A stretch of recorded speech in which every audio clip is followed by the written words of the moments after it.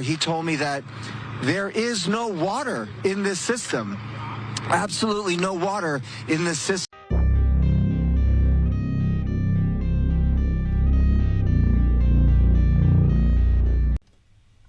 As a former volunteer firefighter in the second most deadly firefighting area in the world after Southern California, I thought that some of the issues, political and technical, are worth addressing regarding the current wildfires destroying so much property and vegetation in Southern California.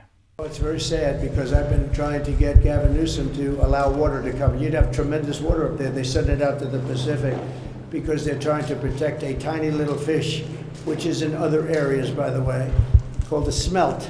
And for the sake of a smelt, they have no water. They had no water in the fire hydrants today in Los Angeles. It was a terrible thing. And we're going to get that done. It's going to finally be done. I got it done from the federal side. This is a true tragedy, and it's a mistake of the governor, and you could say the administration. They don't have any water. They didn't have water in the fire hydrants. They don't have water. And yet they have, the water comes from, you know where?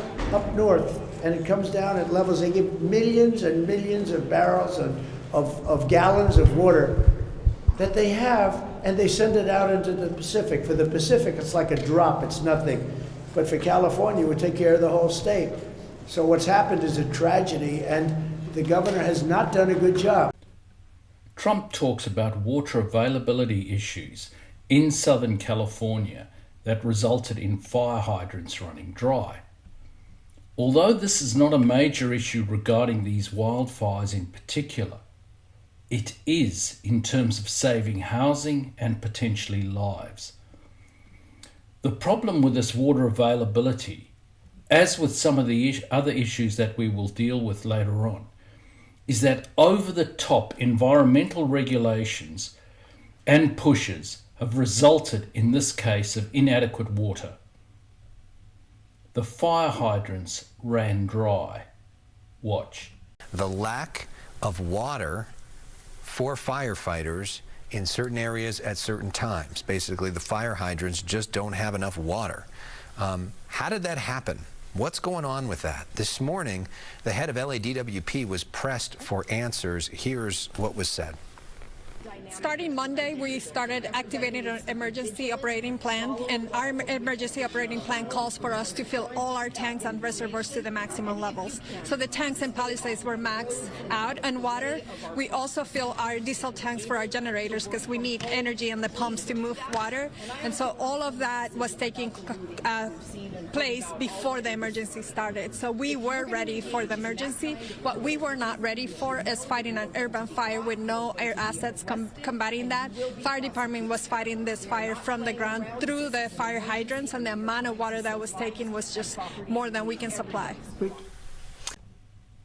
Here, the argument is made that the authorities were ready, but this really doesn't wash.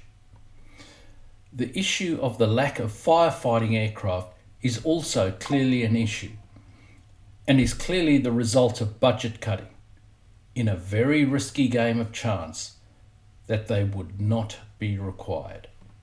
In areas where people live, these excuses are not good enough. Clearly, not every property can be saved.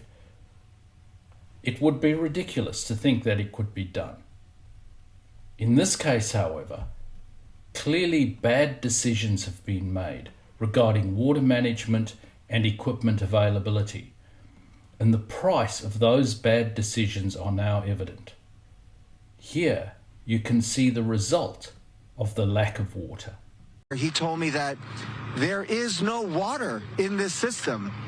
Absolutely no water in this system. So this is a really big problem for them because, in his words, there's nothing they can do. All they can do is to watch this burn. Sadly, as is stated here, all that firefighters can do when there is no water is stand by and potentially get into some buildings to help some people trapped and try to get them out. Meanwhile, you now get another ridiculous extreme environmental argument. To your question of climate resiliency and how do we need to update the system, I would say that that is true. We were talking with the county supervisor and Mark on how are we going to change the way we operate our water systems for events like this. This is an unprecedented event. I think the 2011 winds was significant from a power outage perspective, but the fires have really increased the response complexity of this. So, here the talk is about climate resiliency. This is crazy. Southern California has for millennia suffered wildfires due to drought, high temperatures, and very flammable vegetation. This is an attempt to put a marker in early to try to shift blame away from those responsible to those pesky humans for daring to use fossil fuels. Meanwhile, let's examine some of the issues leading to wildfires in Southern California. Dealing with an extreme Santa Ana wind event where wind gusts have reached close to 100 miles per hour. That's like 160 kilometer per hour winds. Typically, a Santa Ana wind event may see wind gusts up to about 60, 80 miles per hour. So this is pretty extreme, and it's because of an incredibly strong low pressure center that's sitting just south of California, helping to funnel that hot, dry air from the desert all the way out towards the coast. And as it drops down through the mountains, it actually speeds up and dries out. So the relative humidity there is incredibly low. The ground and the vegetation is incredibly dry. And now you add incredibly strong winds and an ignition source, and you've got a recipe for disaster. There are three things needed for a fire: fuel, oxygen, and an ignition source. Clearly, climatic factors come into play as well. As a firefighter, you learn that the best time to fight fires is at night.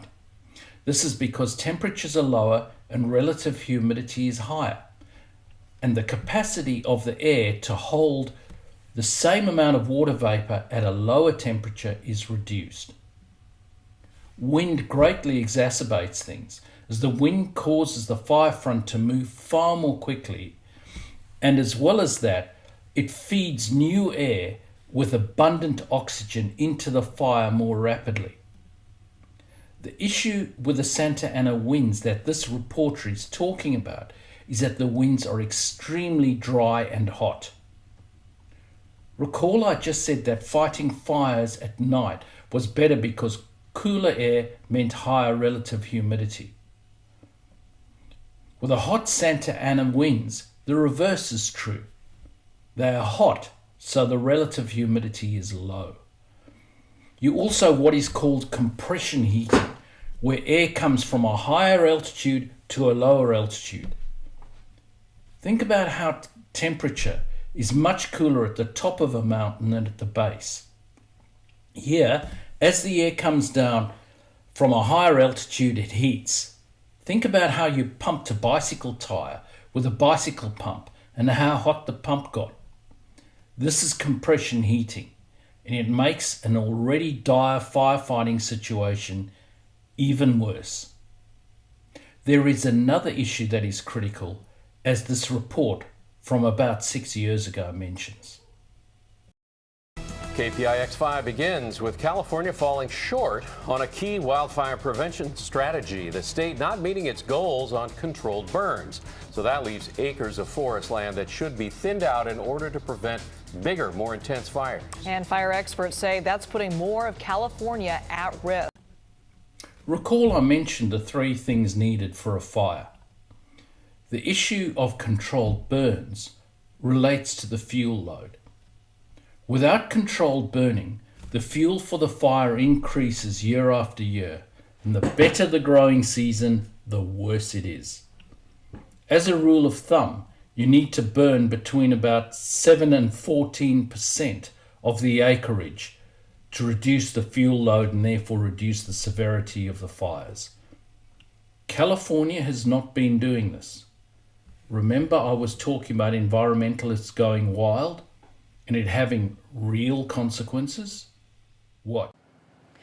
A lot of it is crisscrossing goals, I think is the best way to describe it. For example, these air quality control management districts have goals set by the EPA that they have to have low particulate matter, no pollution. Well, they get dinged for some of the pollution created by controlled burns. However, if something like the fire I'm at here, the Mendocino Complex fire, rages through their area, they're not penalized for that at all. So it might be counterintuitive, and that's one of the things that this task force is looking at. And when it comes to private landowners, one private landowner says no, well, then an entire controlled burn on multiple properties could simply be shot down. Here, the EPA sets limits for controlled burn particulate matter. The results of this and the application of fines mean that there will be a significantly reduced willingness to conduct controlled burns due to the risks associated with these matters. Then add the situation mentioned, where one recalcitrant landowner can effectively prevent a controlled burn, and you have a recipe for mayhem. Meanwhile, the current wildfires add up to far more particulate matter in the air, but the EPA doesn't care that their measures have resulted in these measures and massive amounts of particulates in the air, never mind a plethora of other issues that result, including, sadly, loss of life and loss of homes.